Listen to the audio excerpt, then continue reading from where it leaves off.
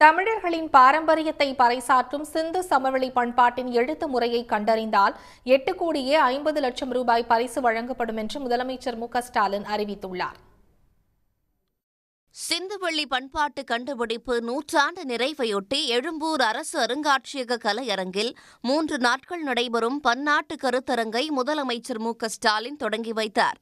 அப்போது சிந்துவெளி பண்பாட்டை கண்டுபிடித்து உலகிற்கு அறிவித்த இந்திய தொல்லியல் கழகத்தின் மேனாள் இயக்குநர் சர் ஜான் மார்ஷல் சிலைக்கு அடிக்கல் நாட்டினார். கருத்தரங்கில் பேசிய முதலமைச்சர் மு.க.ஸ்டாலின் சிந்துவெளி நாகரிகம் ஆரியத்திற்கு முற்பட்டது என்று சர் ஜான் மார்ஷல் கூறியதை சுட்டிக்காட்டினார்.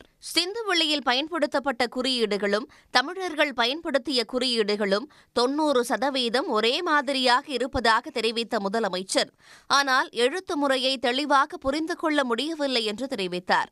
100 ஆண்டுகள் கடந்தும் தீர்க்கப்படாத சிந்துவெளி புதிர்களுக்கு விடை காணும் வகையில் சிந்துவெளி பண்பாட்டின் எழுத்து முறையை கண்டறிந்தால் 8,50,00,000 ரூபாய் பரிசு வழங்கப்படும் என்று முதலமைச்சர் மு.க.ஸ்டாலின் அறிவித்தார். ஆரியமும் சமஸ்கிருதமும் தான் இந்தியாவின் மூலம்னு கற்பனைய வரலாறா அதுக்கு முடனும் பலரும் சொல்லிக்கிட்டு வந்தாங்க. அதை மாத்தினது ஜான் மார்ஷல் அவருடைய ஆய்வுகள் தான். சிந்துவெளி நாகரிகம் ஆரியத்திற்கு முற்பட்டது, அங்கே பேசப்பட்டது திராவிட மொழியா இருக்கலாம்னு அவர் நூற்றாண்டுகளுக்கு முன்ன சொன்ன குரல் இன்னைக்கு வலுப்பெற்றிருக்கு. செழித்து வளர்ந்த சிந்துவெளி பண்பாட்டின் எழுத்து முறையை இன்னும் நம்மால தெளிவா புரிஞ்சிக்க முடியல.